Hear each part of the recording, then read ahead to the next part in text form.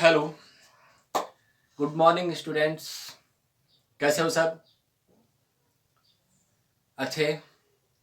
देखो, कल अपन ने क्या पढ़ा था? ऑस्मोसिस पढ़ा था और ऑस्मोटिक प्रेशर पढ़ लिया था। ठीक है। अब आज अपन पढ़ेंगे टर्गर प्रेशर, वॉल प्रेशर और डीपीडी, डिफ्यूजन प्रेशर डेफिसिट।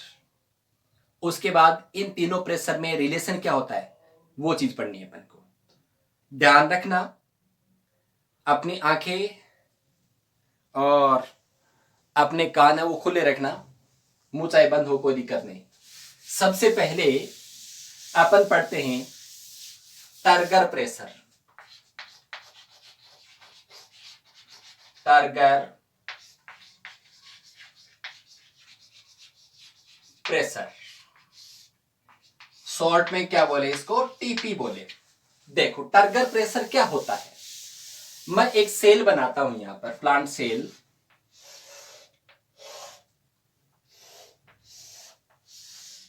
ये प्लांट सेल की क्या हो गई? सेल वॉल है। ठीक है। ये क्या हो गई इसकी? Cell membrane. क्या हो गई इसकी? सेल मेम्ब्रेन हो गई। ठीक है। ये इसका साइटोप्लाज्म। अब देखो, टर्गर प्रेशर क्या होता है, टीपी क्या होता है। इस साइटोप्लाज्म में क्या है? सोल्यूट है ना। साइटोप्लाज्म सॉल्यूशन होता है तो सोल्यूट तो होगा ही इसमें, और जब इसमें सोल्यूट है तो इसका ओपी ज्यादा होगा। ठीक है। अब ओपी है मतलब सोल्यूट है तो सोलवेंट की कंसेंट्रेशन क्या होगी? कम होगी। सोल्यूट जितना ज्यादा होगा सोलवेंट की कंसेंट्रेशन उतनी ही क्या होगी? कम होगी। तो ये सेल वाटर एब्जॉर्प्शन करेगी कि नहीं करेगी? सर करेगी, वाटर एब्जॉर्प्शन करेगी। ये सेल, ये वाटर एब्जॉर्प्शन है। इसमें वाटर कहां मिक्स होगा? साइटोप्लाज्म में मिक्स होगा। साइटोप्लाज्म में वाटर आने से साइटोप्लाज्म की जो अमाउंट है वो बढ़ी या घटी? साइटोप्लाज्म की अमाउंट बढ़ी। साइटोप्लाज्म की अमाउंट बढ़ेगी तो सेल मेम्ब्रेन बाहर की तरफ फैलेगी कि नहीं फैलेगी? फैलेगी। सेल मेम्ब्रेन फैलती जाएगी, फैलती जाएगी, फैलती जाएगी, फैलती जाएगी, लास्ट में जाकर किसको टच कर देगी? सेल वॉल को टच कर देगी। ठीक है। और सेल वॉल पर बाहर की तरफ क्या लगाएगी? प्रेशर लगाएगी। ठीक है। इस प्रेशर को क्या बोलते हैं अपन? टर्गर प्रेशर बोलते हैं। कि कोई भी सेल है उसका ओपी होने से, कोई भी सेल का ओपी होने से या कोई भी सेल में वाटर कंसेंट्रेशन कम होने से सेल वाटर को एब्जॉर्ब करती है। एब्जॉर्ब करने से साइटोप्लाज्म की अमाउंट इंक्रीज होती है। इस साइटोप्लाज्म के कारण सेल मेम्ब्रेन सेल वॉल पर बाहर की तरफ, टुवर्ड आउटसाइड, बाहर की तरफ प्रेशर क्रिएट करती है। इस प्रेशर को ही क्या कहते हैं अपन? टीपी कहते हैं। ठीक। अब दूसरा प्रेशर समझ में आ गया, टीपी आपके। ठीक है। अब सपोज करो आप इस सेल का टीपी है, एक दूसरी सेल ले लू मैं जिसमें वाटर कम गया। ठीक है। सपोज करो आप कोई सेल है उसमें वाटर एब्जॉर्प्शन जितना ज्यादा होगा तो सेल मेम्ब्रेन साइटोप्लाज्म की अमाउंट उतनी ही क्या होगी? बढ़ेगी। साइटोप्लाज्म की अमाउंट जितनी ज्यादा बढ़ेगी सेल मेम्ब्रेन उतना ही ज्यादा सेल वॉल पर प्रेशर क्रिएट करेगी, मतलब टीपी उतना ही क्या होगा? ज्यादा होगा। ठीक है। अब सपोज करो दूसरी सेल है, दूसरी सेल में वाटर की अमाउंट क्या कम है, दूसरी सेल ने वाटर क्या किया? कम एब्जॉर्ब किया। क्या किया? कम एब्जॉर्ब किया। तो साइटोप्लाज्म की अमाउंट क्या पहली सेल जितनी बढ़ेगी? नहीं, साइटोप्लाज्म की अमाउंट बढ़ेगी बट पहले की सेल की कंपैरिजन में कम बढ़ेगी। तो सेल मेम्ब्रेन है, सेल वॉल पर प्रेशर क्रिएट करेगी लेकिन कम प्रेशर क्रिएट करेगी। ठीक है। तो मैंने दो सेल ले ली, ये तो एक सेल है और ये दूसरी सेल है। ठीक। अब अपन कंपैरिजन करते हैं कि दो सेल का टीपी है वो कितना हो और उसमें वाटर मूवमेंट किधर से किधर होगी। सपोज करें ये सेल है, इसका टीपी क्या था, हाई था, और इस सेल का टीपी क्या है, लो है। टीपी हाई कब होगा, जब सेल ज्यादा वाटर एब्जॉर्प्शन करेगी तब टीपी हाई होगा। क्यों, अमाउंट ऑफ साइटोप्लाज्म बढ़ेगा, क्यों, सेल मेम्ब्रेन सेल वॉल पर ज्यादा प्रेशर क्रिएट करेगी, टीपी क्या हो जाएगा, हाई हो जाएगा। दूसरी सेल ने वाटर एब्जॉर्प्शन कम किया, साइटोप्लाज्म की अमाउंट कम इंक्रीज हुई बट कम हुई, सेल मेम्ब्रेन ने कम प्रेशर क्रिएट किया, टीपी क्या हुआ, कम हुआ। ठीक, तो एक सेल का टीपी हाई, दूसरी सेल का टीपी कम। जिस सेल का टीपी हाई है उसमें वाटर की अमाउंट ज्यादा होगी या कम होगी, टीपी हाई तभी तो हुआ जब सेल ने ज्यादा वाटर एब्जॉर्प्शन किया, तो इस सेल में वाटर कंसंट्रेशन क्या, ज्यादा, और इस सेल में वाटर कंसंट्रेशन क्या, कम। तो वाटर मूवमेंट किधर से किधर होगा, हायर कंसंट्रेशन से लोअर कंसंट्रेशन की ओर होगा कि नहीं होगा, बिल्कुल। तो हाई कंसंट्रेशन इसमें और लो कंसंट्रेशन इसमें, तो वाटर मूवमेंट हाई टीपी से लो टीपी की ओर होता है। समझ में आ गई आपके बात। मान लो आपको 3 सेल 4 सेल 5 सेल देते और उस सेल में वाटर मूवमेंट पूछ ले, आपको ये चीज समझ में आ गई क्या। मैं चलो अब 3 सेल लेता हूं, ये 3 सेल हो गई, मान लो ये एक सेल है, ये दूसरी सेल और ये तीसरी सेल। मैं इनको नाम दे दूं ए बी और सी, 3 सेल नाम दे दिया। इसका टीपी कितना है, मान लो 10 है, इसका टीपी कितना है, 6 है, इसका टीपी कितना है, 4 है। ठीक है, तो वाटर मूवमेंट किधर से किधर होगी, अभी अपन ने देखा वाटर मूवमेंट हाई टीपी से लो टीपी की ओर होती है। ठीक, तीनों सेल टच में है, तो वाटर मूवमेंट आप बताओ भाई किधर से किधर होगी, करके देखना इसको। देखो मैं करवाता हूं, इसमें टीपी कितना 10, इसका कितना 6, इसका कितना 4। तो इन दोनों सेल को देखें, दोनों सेल टच में है, तो हाई इसका और लो इसका, तो हाई से लो यानी ए से सी में। ये दोनों सेल टच में है, दोनों में से टीपी हाई किसका, इसका, इससे इसमें। ये दोनों सेल टच में है, इनसे इनका टीपी किसका ज्यादा, ए का, तो ए से बी में। तो वाटर मूवमेंट ए से सी में, ए से बी में और सी से बी में वाटर मूवमेंट होगी। ठीक है, चलो क्लियर टीपी। तो अब देखो, आपने कभी देखा क्या कोई प्लांट सेल वाटर एब्जॉर्प्शन करते करते फट गई, अभी ऐसा कभी नहीं होता। क्यों नहीं होता, क्योंकि ये मेम्ब्रेन वॉल पर जितना प्रेशर क्रिएट करेगी, ये वॉल उतना ही अंदर की तरफ प्रेशर क्रिएट करेगी। इस प्रेशर को ही क्या बोलते हैं अपन, वॉल प्रेशर बोलते हैं। क्या बोलते हैं इसको अपन, वॉल प्रेशर। मतलब जितना टीपी लगेगा उतना ही डब्ल्यूपी लगेगा, मतलब जितना pressure cell membrane cell wall पर बाहर की तरफ लगा रही है, उतना ही pressure cell wall cell membrane पर अंदर की तरफ लगा रही है। तो दोनों प्रेशर है वो इक्वल हो जाते हैं, इसलिए प्लांट सेल कभी भी फटती नहीं है, ब्रस्ट नहीं होती।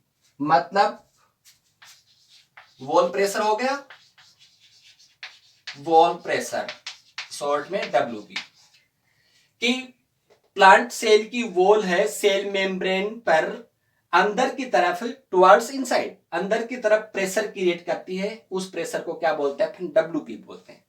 Cell wall never burst due to WP is equal to TP. TP हमेशा किसके इक्वल होता है, डब्ल्यूपी के इक्वल होता है, इसलिए प्लांट सेल फटती नहीं है। एनिमल सेल में दिक्कत हो जाएगी, क्योंकि एनिमल सेल में वॉल नहीं होती, और वॉल नहीं होती तो डब्ल्यूपी नहीं लगेगा, और डब्ल्यूपी नहीं लगेगा तो टीपी के कारण सेल फैलती जाएगी फैलती जाएगी। कितनी फैलेगी, एक टाइम है सेल मेम्ब्रेन अपनी जो एक्सटेंशन होने की कैपेसिटी है, इलास्टिसिटी है, वो खो देगी और सेल क्या हो जाएगी, फट जाएगी। यही रीजन होता है कि आरबीसी है ना, आरबीसी को मैं किस में रख दूं, प्योर वाटर में रख दूं, प्योर वाटर में। आरबीसी को प्योर वाटर में रखने से आरबीसी क्या हो जाती है, फट जाती है, क्योंकि प्योर वाटर आरबीसी के अंदर एंटर होगा, आरबीसी का साइटोप्लाज्म है उसकी अमाउंट इंक्रीज होती जाएगी, सेल मेम्ब्रेन बाहर की तरफ फैलती जाएगी, इसमें वॉल तो है नहीं कि वापस प्रेशर लगा दे, और आरबीसी क्या हो जाएगी, फट जाएगी। समझ गए चीज आप? दोनों प्रेशर हो गए। अब अगला प्रेशर है DPD. DPD, diffusion pressure deficit. Diffusion pressure deficit,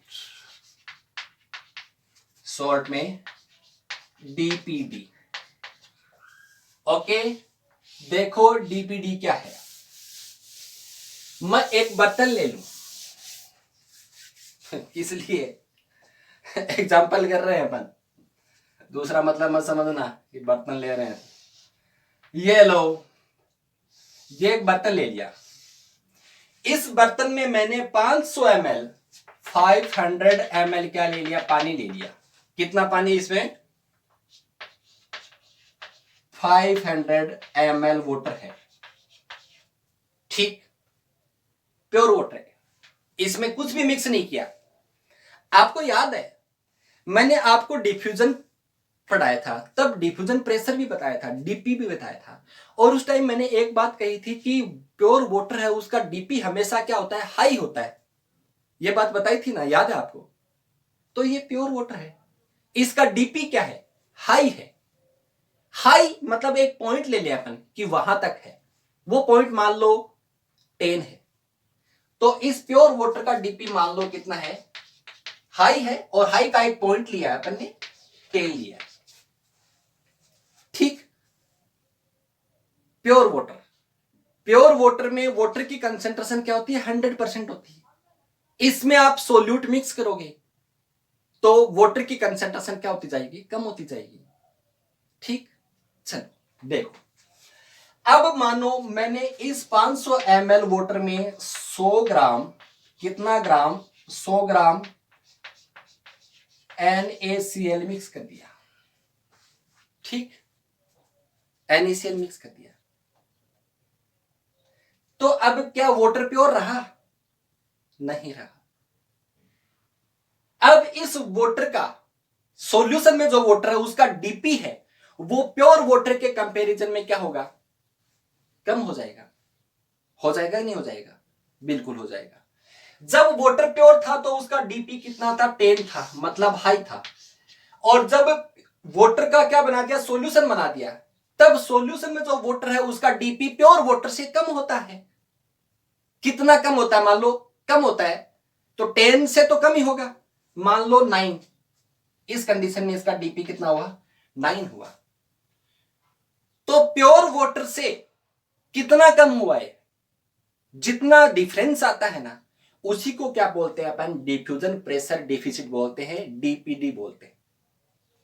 ठीक है, तो डीपीडी फॉर्मूला क्या हो गया है, DPD equal to DP of pure water minus DP of H2O of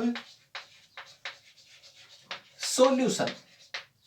ठीक, प्योर वाटर का डीपी कितना लिया अपन ने, 10 लिया, माइनस जब सॉल्यूशन बनाया तब वाटर का डीपी कितना हुआ, कम होगा, कितना, मान लो 9 हुआ, कितना आया डिफरेंस, 1।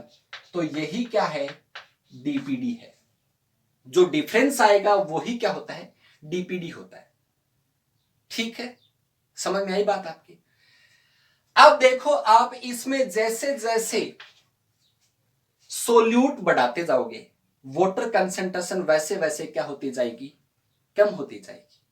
और वैसे वैसे ये डिफरेंस क्या होता जाएगा, इंक्रीज होता जाएगा। डीपीडी वैसे वैसे क्या होता जाएगा, बढ़ता जाएगा। या देखो कैसे, मैं आपको करके दिखाऊं। चलो, इस कंडीशन में आपको ये चीज समझ में आ गई क्या? देखो, अब इस कंडीशन में अपन कंसेंट्रेशन ऑफ H2O कैलकुलेट करना चाहें इस सिचुएशन में, तो इसका फॉर्मूला क्या होता है, concentration of solvent, H2O solvent, ये formula concentration of solvent equal to amount of solvent upon amount of solution into 100। तो अमाउंट सोलवेंट की कितनी 500, सॉल्यूशन कितना हो गया 500 600 हो गया इनटू 100 कितना आया 8.333% आया। ठीक है, समझ में आ रही बात आपकी। और डीपीडी कितना आया 1 था। चलो मैं यहां पर कितना ग्राम कर दूं 200 कर दूं, कर दिया 200 कर दिया। तो अब इस सॉल्यूशन में वाटर कंसंट्रेशन और क्या हो जाएगी कम हो जाएगी, देखते हैं अपन हो जाएगी कि नहीं हो जाएगी। इस कंडीशन में अपन कंसंट्रेशन ऑफ सॉल्वेंट कैलकुलेट करें तो सॉल्वेंट की अमाउंट कितनी 500 अपॉन सॉल्यूशन कितना हो गया अब 700 हो गया इनटू क्या कर दूं 100 कर दूं इक्वल टू कितना आ जाएगा 7 7 या 49 1। ठीक है 71.4%। ठीक, तो मैंने सोल्यूट इंक्रीज किया तो सॉल्वेंट की कंसंट्रेशन क्या हो गई है कम हो गई है। ठीक, जब 100 ग्राम NaCl मिक्स किया था तब वाटर का डीपी है सॉल्यूशन के वाटर का डीपी कितना था 9 था। अब मान लो मैंने 200 ग्राम क्या कर दिया NaCl मिक्स कर दिया तो यहां पर वाटर कंसंट्रेशन क्या हो गई कम हो गई पहले के कंपैरिजन में। तो इस कंडीशन में अगर कंसंट्रेशन इतनी होगी कम होगी तो इसका डिफ्यूजन प्रेशर डिफ्यूजन होने की कैपेसिटी वो और कम हो जाएगी। मान लो कितनी होगी 8 हो गई तो डीपी इस कंडीशन में कितना आ गया 2 आ गया, इस कंडीशन में 2 आ गया। समझ में आ रही बात। मतलब यहां पर क्या निकल रहा है जैसे जैसे वाटर कंसंट्रेशन कम होती जाएगी जैसे जैसे वाटर कंसंट्रेशन कम होती जाएगी वैसे वैसे डीपी क्या होगा बढ़ेगा, डीपी वैसे वैसे क्या होगा बढ़ेगा। दूसरी बात अपन ऐसे कर सकते हैं जैसे जैसे सोल्यूट की अमाउंट इंक्रीज होगी सोल्यूट की अमाउंट इंक्रीज होने के कारण ही तो वाटर कंसंट्रेशन कम हुई है।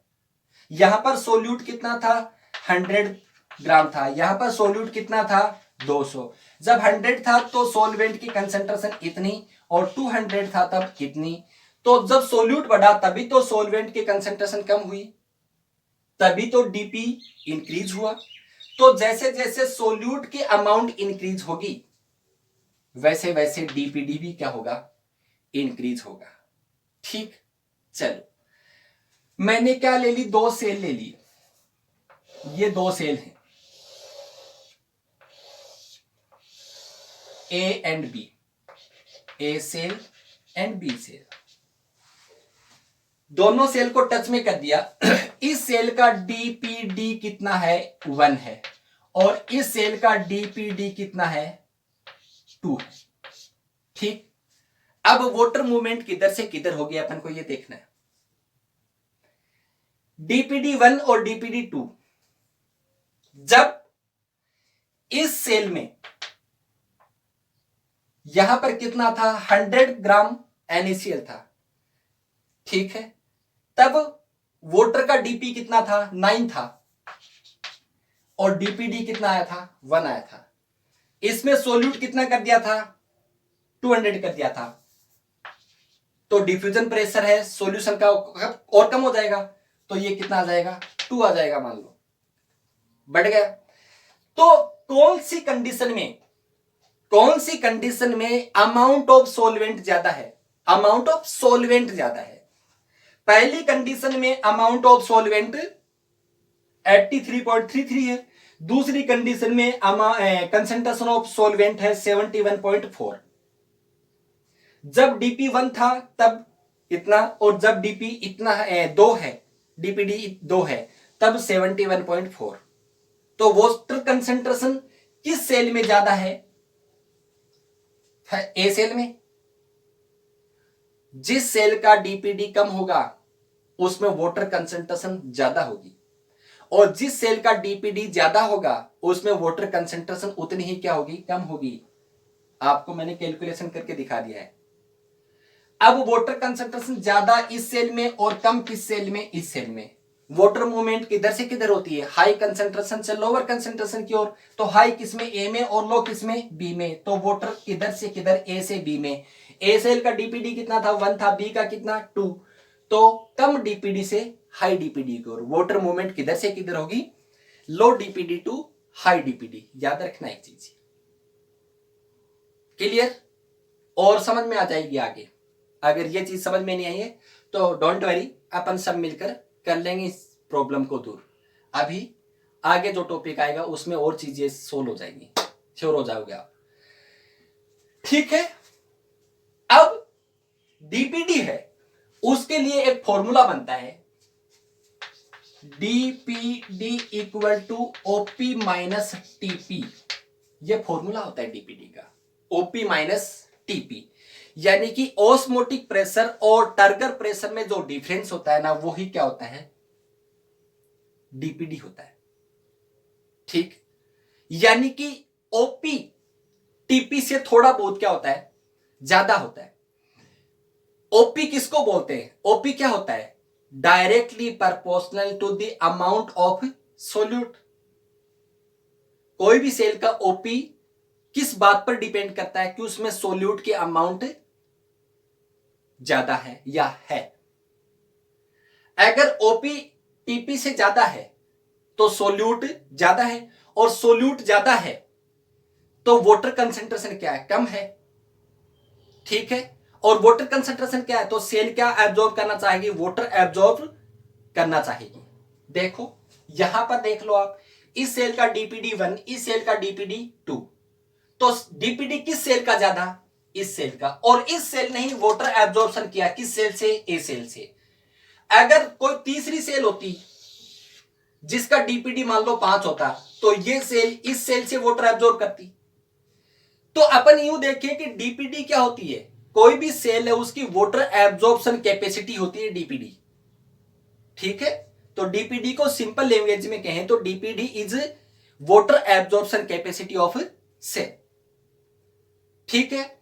तो फॉर्मूला क्या था, DPD equal to OP minus TP होता है। अब अपन ये तीनों चीजें हैं, इनमें रिलेशन देखें, एक सीधा सा रिलेशन तो दिख रहा है, DPD equal to OP minus TP.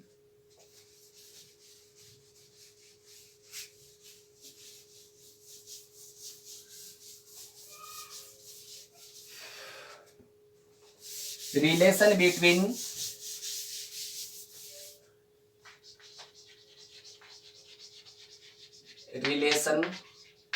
Between DPD, OP and TP, ठीक।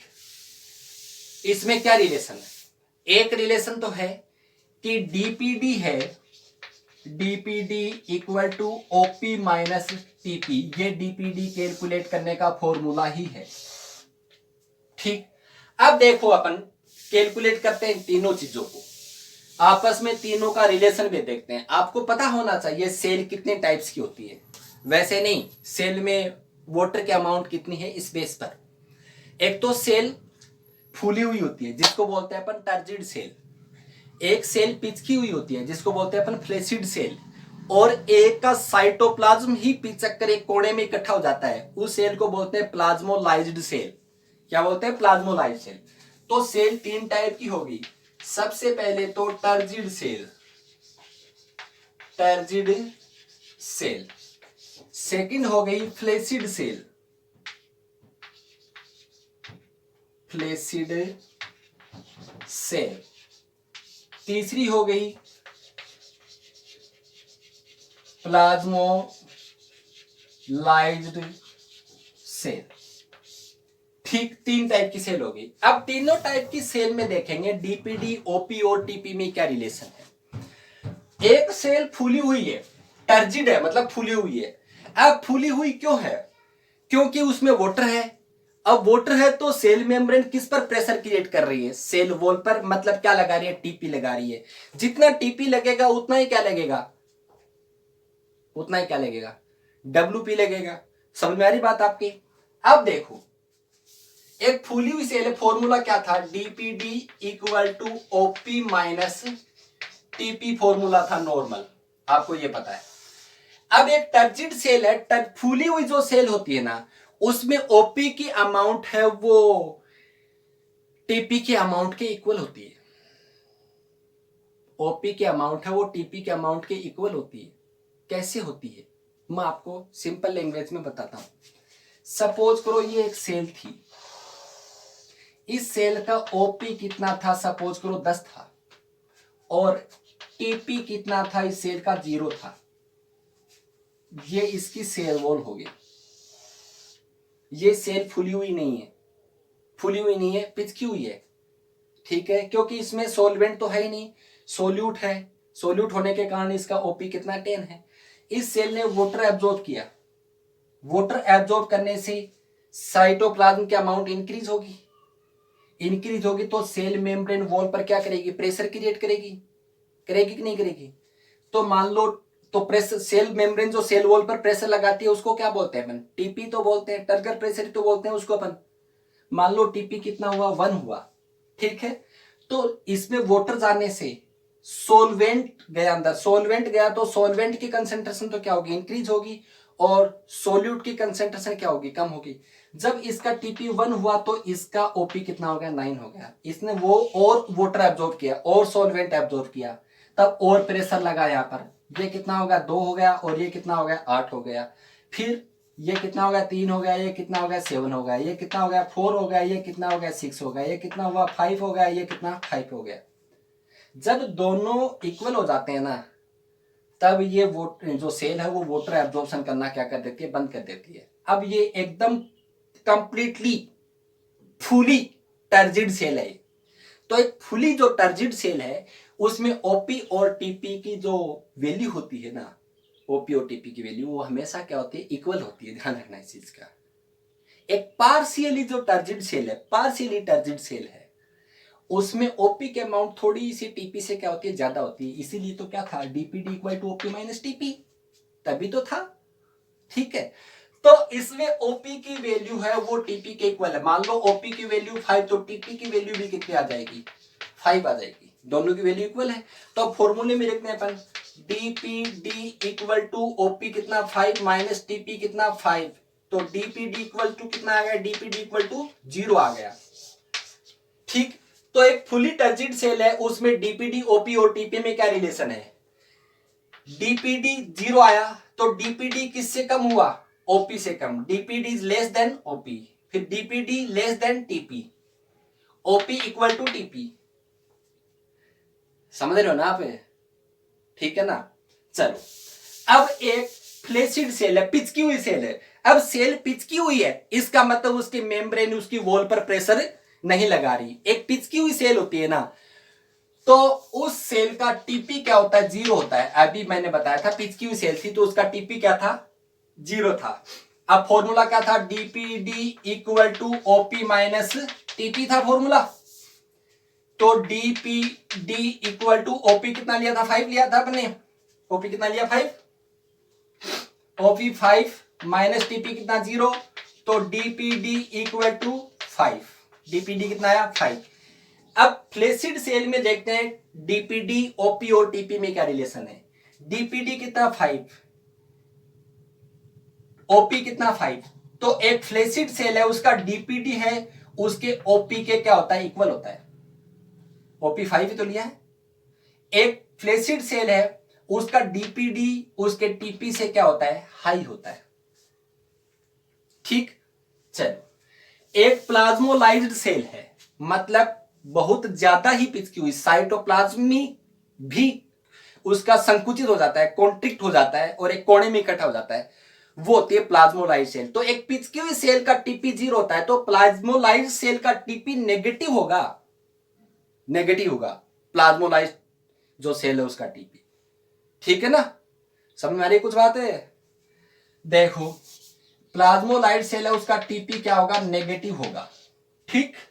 चलो, फॉर्मूला क्या था, DPD equal to OP minus TP, DPD equal to OP कितना लिया था 5 माइनस टीपी कितना लिया था 5, नेगेटिव होगा तो नेगेटिव कर दिया मैंने। तो डीपीडी इक्वल टू ये क्या हो गया, plus plus minus minus plus हो गया, तो कितना आ जाएगा, 10 आ गया। इसमें देखते हैं अपन डीपीडी, ओपी और टीपी में क्या रिलेशन है भाई। DPD is greater than OP, DPD is greater than TP, OP is greater than TP, क्योंकि टीपी नेगेटिव में। ठीक, समझ में आ रही बात आपकी। अब मैंने क्या किया, ये सेल बना दी, ये फुली टर्जिड है, एकदम फूली हुई है। ठीक है, ये क्या है, फ्लेसिड है, पिचकी हुई है, और ये एकदम ही पिचकी हुई है सेल। ठीक, अब इसका डीपीडी कितना, इसका डीपीडी कितना 0, इसका डीपीडी कितना 5, इसका डीपीडी कितना, डीपीडी है इसका 10।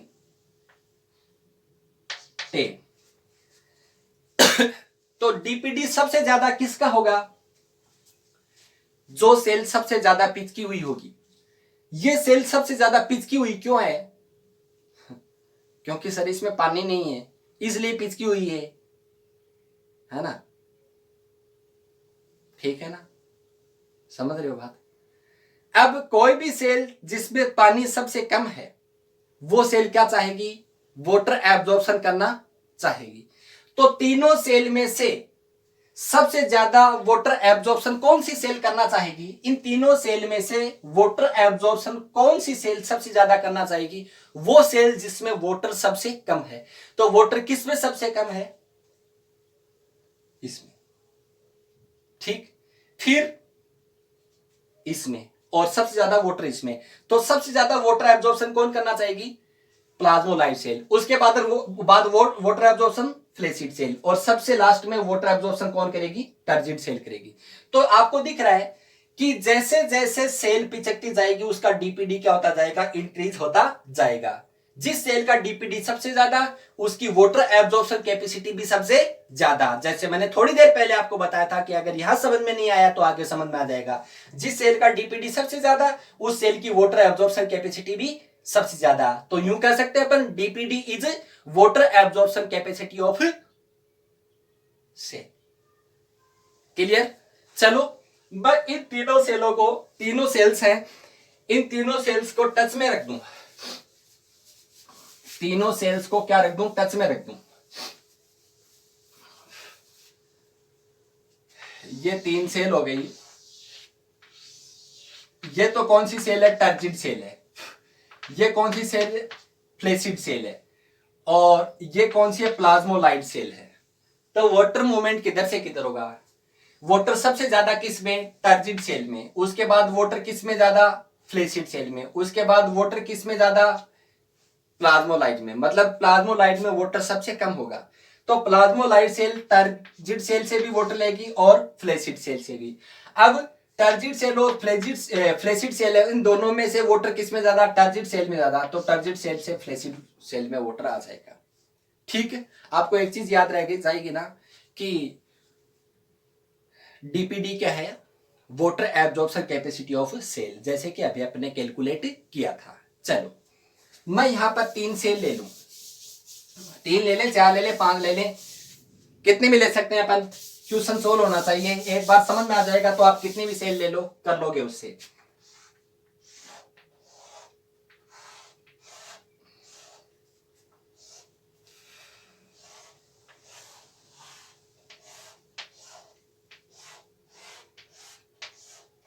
ये ए सेल, ये बी सेल, ये सी सेल। इस सेल का ओपी कितना है, 15 है। इस सेल का टीपी कितना है, 10 है। इस सेल का ओपी कितना है, 15 है। इस सेल का टीपी कितना है, 12 है। इस सेल का ओपी कितना है, 12 है। इस सेल का टीपी कितना है, 4 है मान लो। तो वाटर मूवमेंट किधर से किधर होगी, ये सी, ये बी और ये ए। तो इनका डीपीडी कैलकुलेट करना होगा अपन। तो इसका डीपीडी कितना हो गया, ओपी माइनस टीपी कितना आ गया, 5। इसका डीपीडी कितना हो गया, 3। इसका डीपीडी कितना हो गया, 8। डीपीडी सबसे ज्यादा किसका, इसका। तो डीपीडी जिसका सबसे ज्यादा, उसकी वाटर एब्जॉर्प्शन कैपेसिटी उतनी ही ज्यादा। चलो ये दोनों सेल एक दूसरे के कांटेक्ट में हैं। दोनों सेल में से डीपीडी किसका ज्यादा, इसका 8 है, इसका 5 है। तो इसका 8, इसकी वाटर एब्जॉर्प्शन कैपेसिटी इससे क्या होगी, ज्यादा होगी। तो ये सेल वाटर किससे ले लेगी, ए सेल से ले लेगी। ये दोनों सेल टच में, इसका डीपीडी कितना, 3, इसका 8। किसकी ज्यादा डीपीडी, इसका। तो सी से बी में ये दोनों सेल टच में, इसका डीपीडी कितना, 5, इसका कितना, 3। तो वाटर मूवमेंट ए से किस में, बी में। सी से किस में, बी में, सी से किस में, ए में, ये वाटर मूवमेंट हो जाएगी। आप चाहे कितनी सेल आप कर लो, ठीक है। प्योर वाटर है ना, उसका डीपीडी हमेशा क्या होता है, जीरो होता है, ध्यान रखना।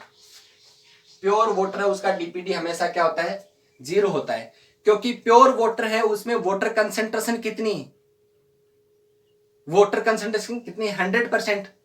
मतलब उसका डीपी कितना मैंने बताया, जैसे maximum point, diffusion pressure maximum point मान लो 10।